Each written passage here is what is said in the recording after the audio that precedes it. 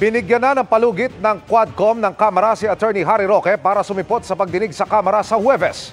Kung no-show pa rin, ituturing na umano siyang pugante. Nakatutok si Mark Salazar.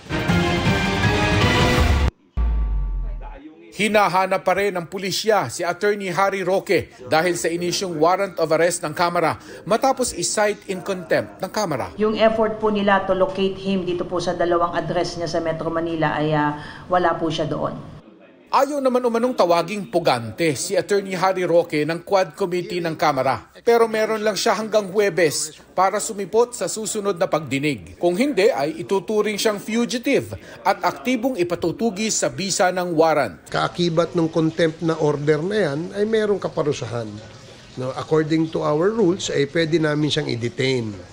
No, ng ilang araw at kung saan namin siya pwede i-detain. Yun ang nakalagay po sa aming rules. Hindi ako pugante dahil ako po ay lumabag sa batas.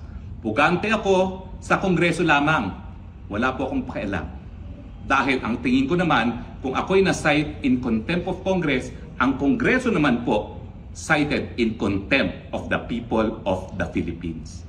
May utang pang mga dokumento si Roque sa Quad Committee. Mga papeles na magpapatunay sa kwento niyang mana ang mga binentang lupa para magkapera para sa kanyang mga korporasyon na sangkot ngayon sa Pogo. From a mere 100,000 pesos na asset ng korporasyon, umabot ito ng mahigit 100 milyon in less than 3 years. No? Itong mga period na ito, kasagsagan ito ng Pogo. Maaaring ang mga perang ito ay galing to sa Pogo. Kung gusto po nila akong kasuhan ng unexplained wealth, excuse me, napag-aral naman po ako ng aking mga pamilya sa Amerika. Inaasahan din ang pagdalo sa Huwebes ng asawa ni Roque na si Myla. Posibleng itanong sa kanya kung bakit nasa bahay na ito sa Benguet ang utak ng isang malaking sindikato na pugante sa China. Sinasabing nakapangalan ito sa kumpanyang PH2 na pag-aari naman ng Biancham Holding Company na kay Roque umano. Maaaring matanong kay Mrs. Roque ay limited doon sa kanyang participation sa Biancham Corporation at saka doon sa PH2. Kasi unang-una, di ba, merong lease contract. Itong si Sun Liming, yung fugitive from China, na scam hub operator ng Lucky South 99, ang pumirma sa lease agreement ay si Mrs. Roque.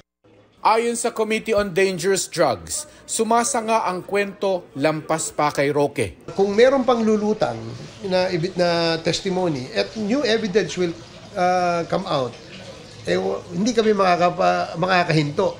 Kasi kailangan i-consider namin yan. Nagtatahi-tahi rin daw ang mga nadidiscovering criminal activity sa bansa. Mula illegal na droga, lahat nauuwi ulit sa Pogo. Yung drugs, no? Saan ba nanggagaling yung drugs? Sino ba nag-i-smuggle ng drugs? Sino bang personalidad sa likod ng drogang industriya ng illegal na droga dito? Kaya doon nag-ugat talaga yung kwentong yan. Hanggang sa lumaki, umabot na sa Pogo.